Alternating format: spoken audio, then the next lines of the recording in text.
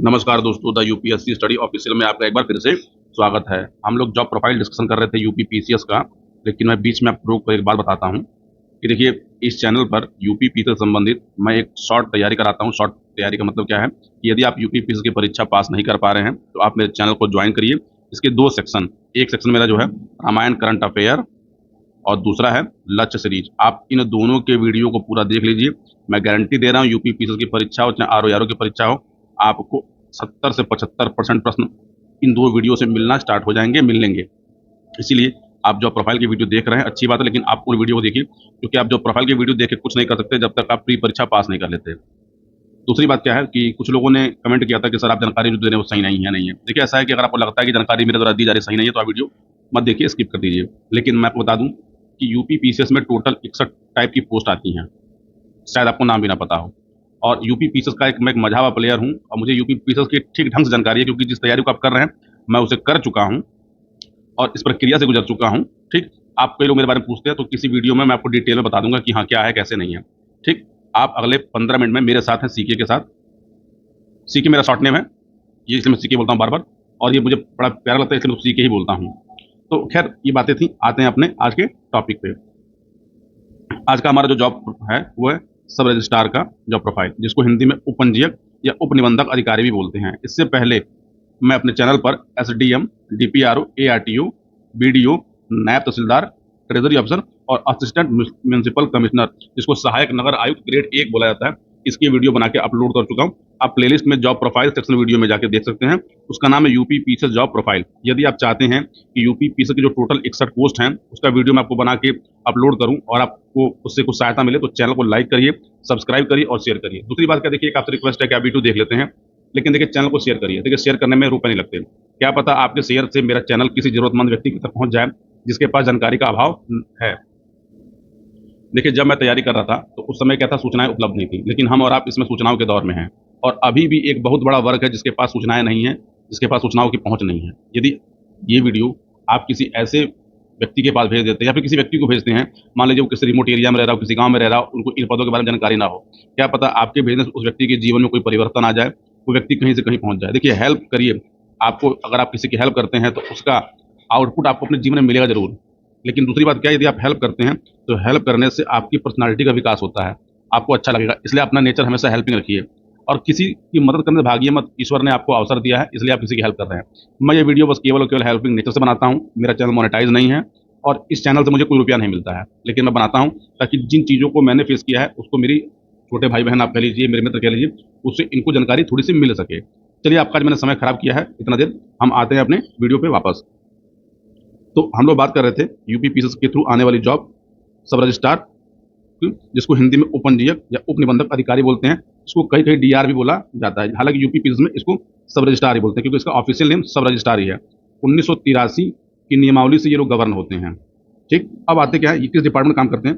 इनका जो डिपार्टमेंट है वो है स्टाम्प रजिस्ट्रेशन डिपार्टमेंट के अंडर के अधिकारी होते हैं। तो देखिए, अगर आपको ये जॉब पानी है तो आपको यूपी पीसीएस का एग्जाम देना होगा, जो 3 चरणों में होता है, प्री, मेंस और इंटरव्यू। इसके लिए एज लिमिट होती है 21 से 40 साल।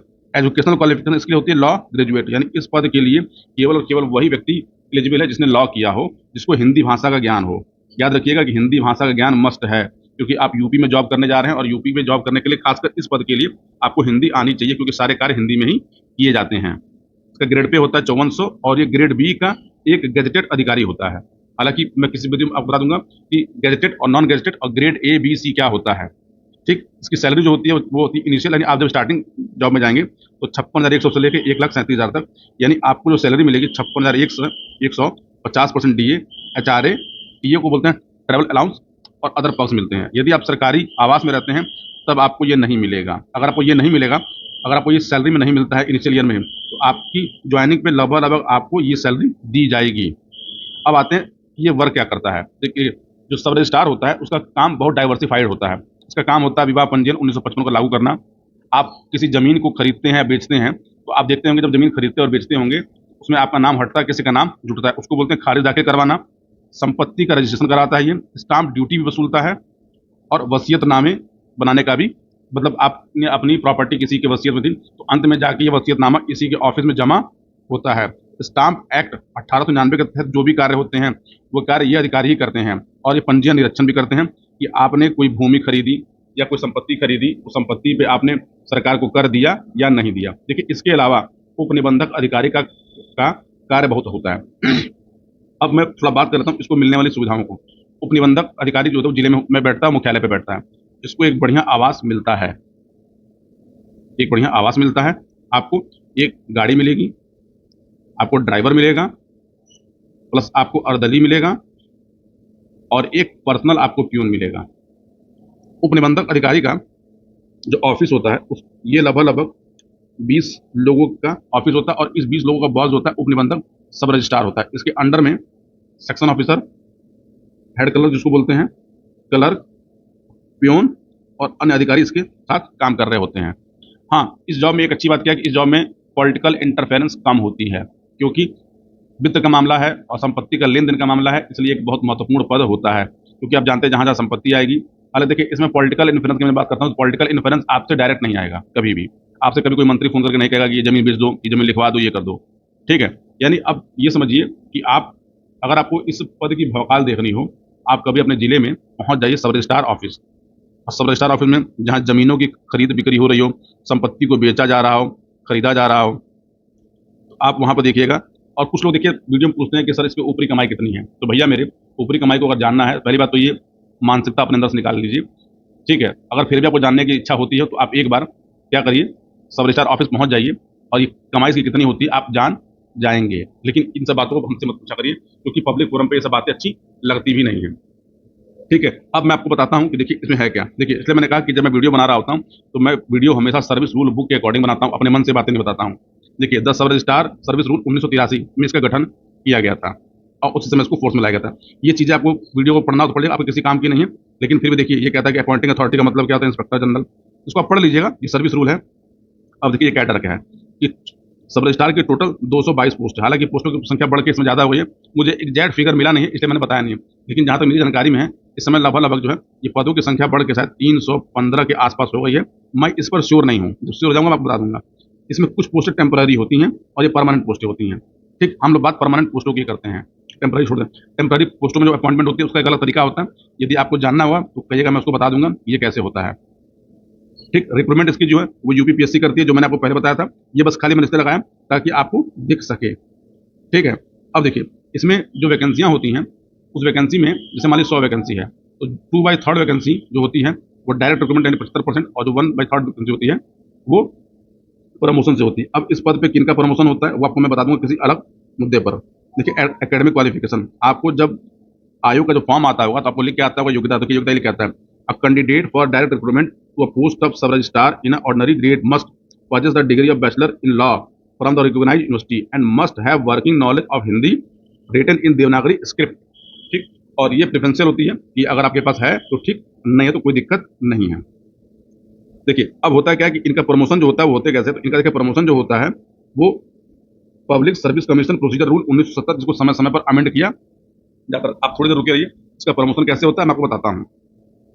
देखिए, अपॉइंटमेंट होने के बाद जो है आपको जब जॉब मिलती है उस समय देखिए जैसे आपको आयोग से नौकरी का लेटर मिल गया, मिलने के बाद आपका होगा ट्रेनिंग। ट्रेनिंग का देखिए द पीरियड ऑफ ट्रेनिंग में be extended further for a period of 6 week, यानी कम से कम 6 हफ्ते की आपको ट्रेनिंग करनी होती है। ये ट्रेनिंग होती कहाँ पर है, जो विवाह पंजीयक अधिकारी होते हैं या फिर जो स्टाम्प ड्यूटी रजिस्ट्रेशन ऑफिस होता है उस ऑफिस के अंडर में रह के आपको पढ़ाया जाता है और कैसे वर्क किया जाता है सिखाया जाता है। फिर आपको अलग अलग डिपार्टमेंट में भेज के ये कार्य करने की शैली समझाया जाता है। उसके बाद एक डिपार्टमेंटल एग्जाम होता है, उस एग्जाम को आपको पास करना होता है।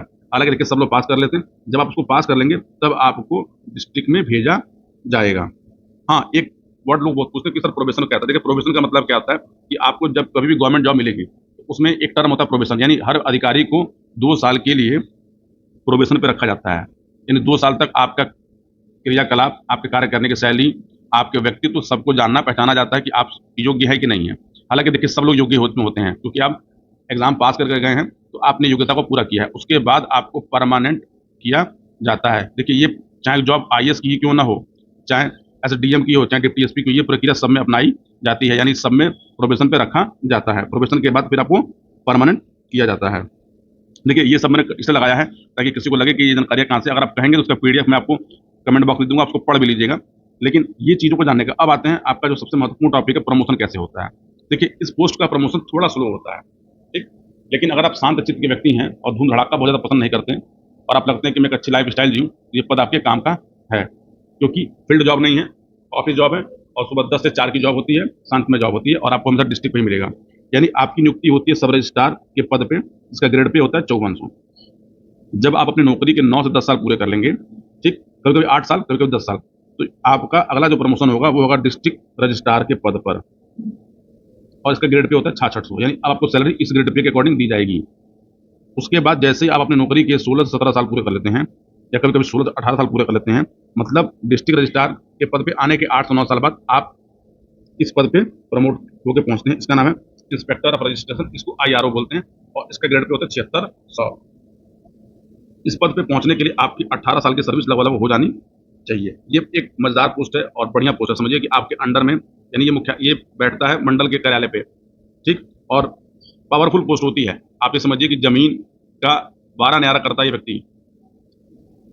इसके बाद जो अगली पोस्टिंग होती है आपकी, या फिर अगला जो प्रमोशन होता है वो होता है असिस्टेंट इंस्पेक्टर जनरल रजिस्ट्रेशन और ये इस विभाग की बहुत पावरफुल पोस्ट है।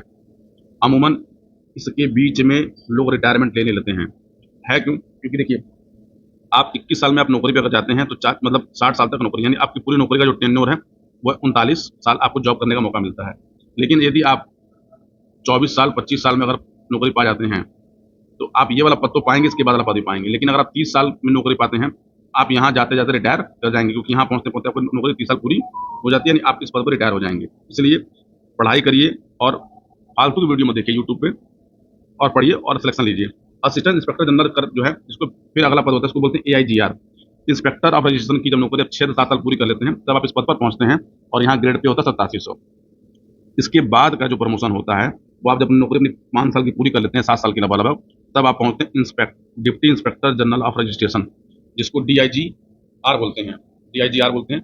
और ये भी एक पावरफुल पोस्ट है, ये लखनऊ में बैठता है और इसके साथ पूरा पूरा समझिए एक अमला होता है, मतलब एक लाव लश्कर के साथ ये जॉब है, ठीक है। यहाँ पर आते आते देखिए लगभग लोग रिटायर कर जाते हैं। लेकिन अगर आप 24 साल से कम एज में अगर आप सेलेक्ट हो गए और आपका सर्विस रिकॉर्ड अच्छा रहा, आप आराम से इस पद तक पहुंचेंगे, जिसको बोलते हैं ज्वाइंट सेक्रेटरी इस विभाग के, और उसकी ग्रेड पे होती है 10,000। हालांकि आईएएस का पद होता है, ये मेनली आईएएस लोग को ही दिया जाता है। लेकिन अगर आप सर्विस अच्छी करते हैं, आपके सर्विस रूल बुक पे, जिसको हम लोग सीआर बोलते हैं, कॉन्फिडेंशियल एनुअल रिपोर्ट, हर एक व्यक्ति की तैयार की जाती है, उसमें कोई रेड मार्क नहीं है, आप घूसखोरी में पकड़े नहीं गए हैं या आपके चाल चलन ठीक है, तो आप आराम से यहाँ तक पहुँच सकते हैं। लेकिन यहाँ तक पहुँचने के लिए किसी भी हाल में आपको 25-26 साल के अंदर नौकरी को ज्वाइन करना होगा। इसके बाद एक पद होता है आईजीएफ रजिस्ट्रेशन। अगर आपको इस पद पर पहुँचना है तो आपको आईएएस का एग्जाम निकालना होगा। तो चलिए, ये जानकारी थी सब रजिस्ट्रार उसके बारे में।